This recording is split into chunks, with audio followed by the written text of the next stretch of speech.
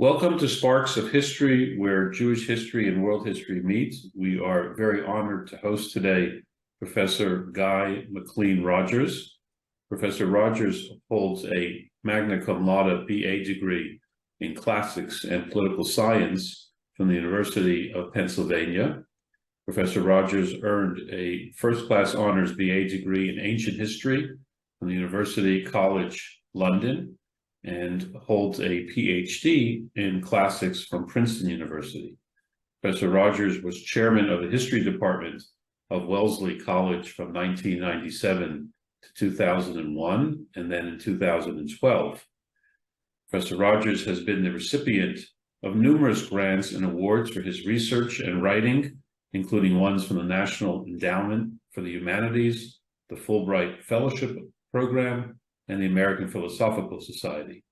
Professor Rogers has authored and edited numerous works, including, but not limited to, The Sacred Identity of Ephesos, Foundation Myths of a Roman City, Alexander, the Ambiguity of Greatness, Roots of the Western Tradition, A Short History of the Ancient World, Rome, the Greek World, and the East, among many others. And today we will be discussing Professor Rogers' fascinating work for the freedom of Zion, the Great Revolt of Jews against Romans, 66-74 CE. As you can see, it's not a thin book. It is the work on the subject matter, the most authoritative work on the subject matter. And it is an excellent read, and urge all our listeners and viewers, as I did, simply to go on to Amazon. Don't be scared by the thickness of the book. Click of a button, free delivery, and I'm sure all readers and listeners will enjoy reading the book. And again, Professor Rogers, thank you so much for your time today. We appreciate it very much. Well, it's my pleasure to be here, actually. Okay. Just to get started, and I know it's a big question, but kind of briefly, what were the main causes behind the Jewish revolt against Rome in 66 of the Common Era?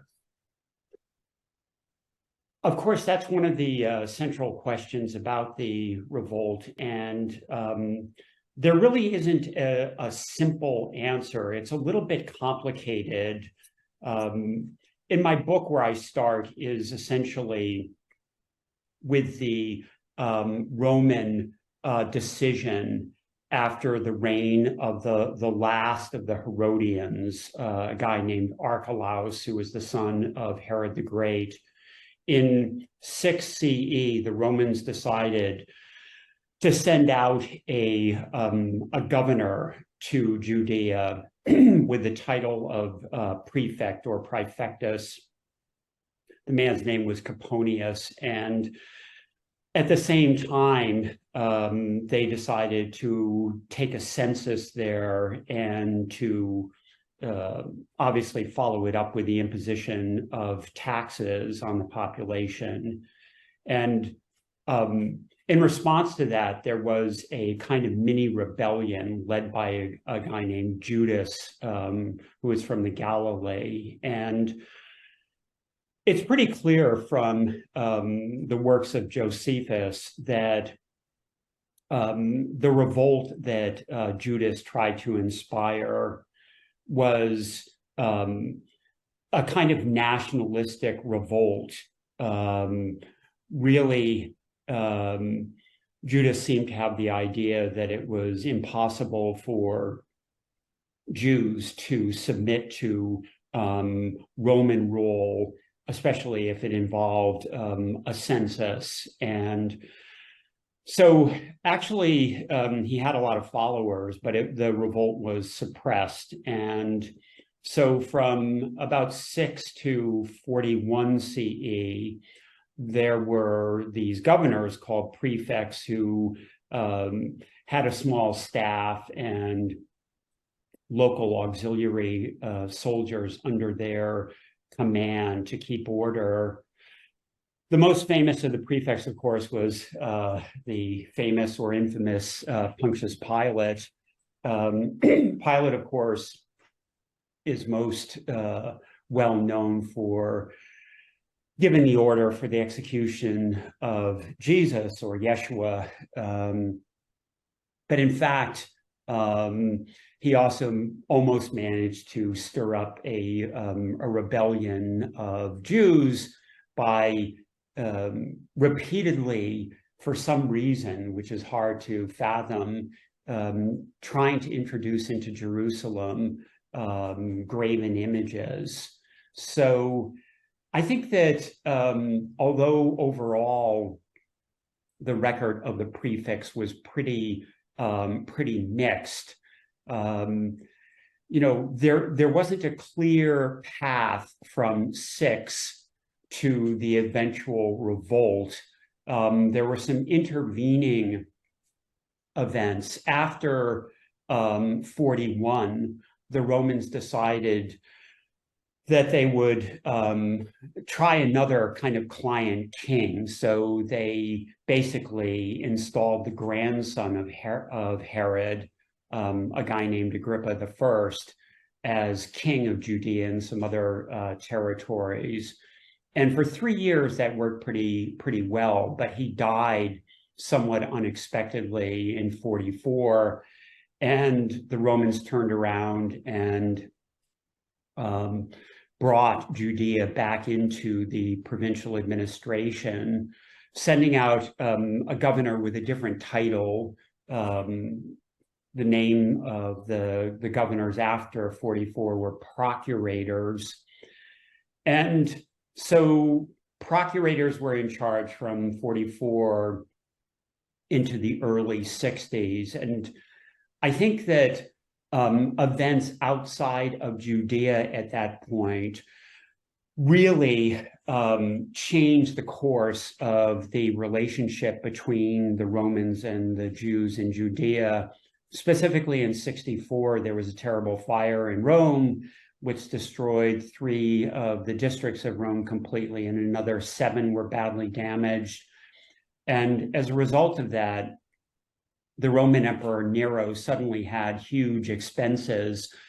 He had to try to rebuild Rome and also take care of the population. And so he sort of put the squeeze on provincials, both to raise more taxes, but also not to be too gentle about the extraction of taxes. And Judea was one of the places that was affected by that. So a procurator in 66, a guy named Florus,